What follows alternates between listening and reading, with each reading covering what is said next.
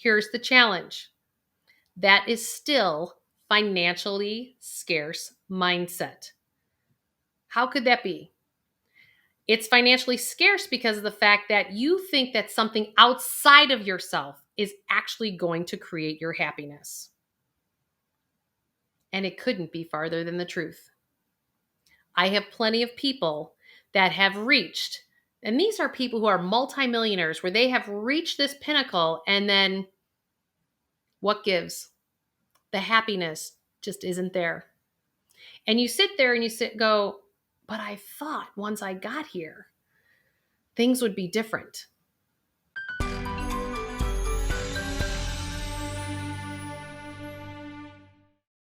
Hey everybody, Julie Murphy here. Spent the last 25 plus years as a financial planner in one of the top investment firms in the country. And I'm telling you, we all deserve to live exactly the life that we want to live. The challenge is that some of us believe that the money is actually the solution or the full solution to us getting there. So I want to talk to you today about how do we shift to where we want to be, and on what scales are we sitting in financial abundant conversations and realities and financial scarcity, and what's your driver behind all of this, right? What's your fuel? What's your motivator? I always say that we either work things out or we act it out, and we do it through our money, through our health, or through our relationships. And before we get started, don't forget to hit that subscribe button and that notification bell and like so that you can hear all these tips and tools to help you get to a life that you love. So let's get started, shall we? All right, here we go. So number one is I want us to reframe how we look at our money. So I want you to look at it in 3 different ways. I want you to say, okay, this is my financial past. This is my financials in the present moment. And these are my financials in my future. So often, when it comes to the financial services field, those 3 different buckets are handled by completely different financial professionals. You've got your financial past are your debtors. So that's your credit card companies, your mortgage companies, your car loan companies, student loan companies, yada, yada, yada. Those are your financial past are your debts. Then you have life in the present moment. That's your cash flows. So some people have gone to online systems like Quicken or Mint, or, there's many other online services that can help you with your cash flows. And you know what? Sometimes just pen to paper might actually work easier, because on some point we have to figure out how to get your cash flows to land in your system, and swiping a credit card is not it.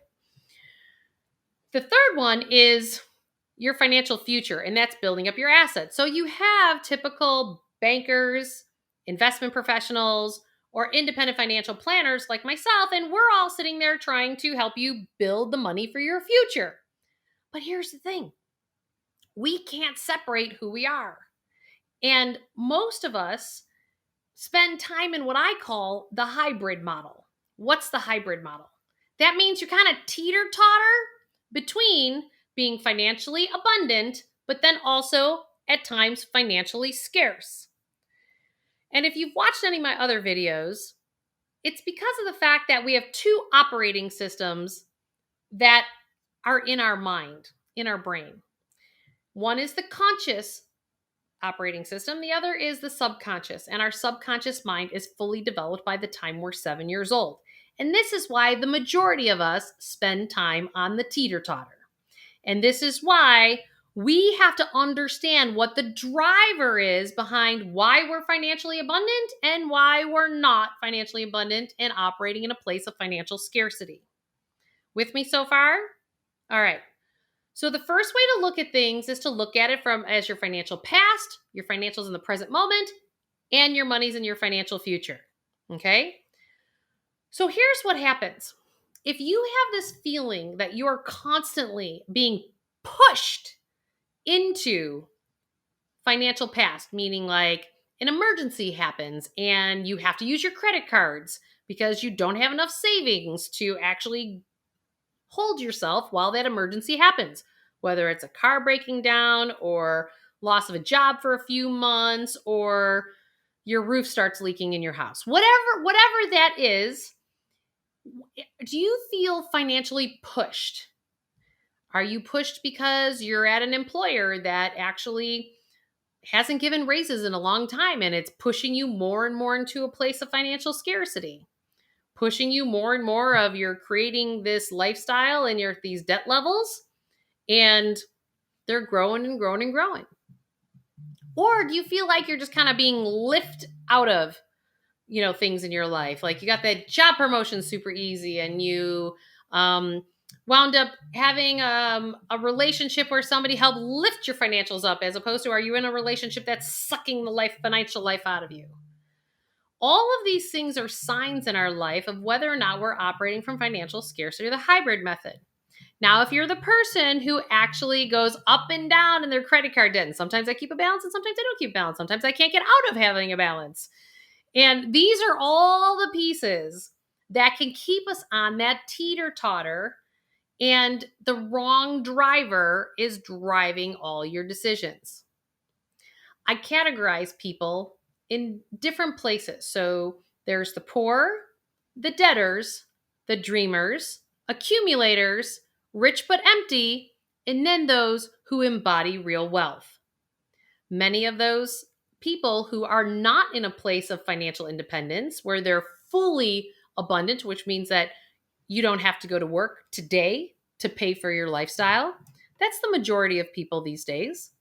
If that's not you, a lot of times, many of those people that I've run into over the last 25 plus years feel like once they get to this place, everything's going to work out and everything's going to be fine.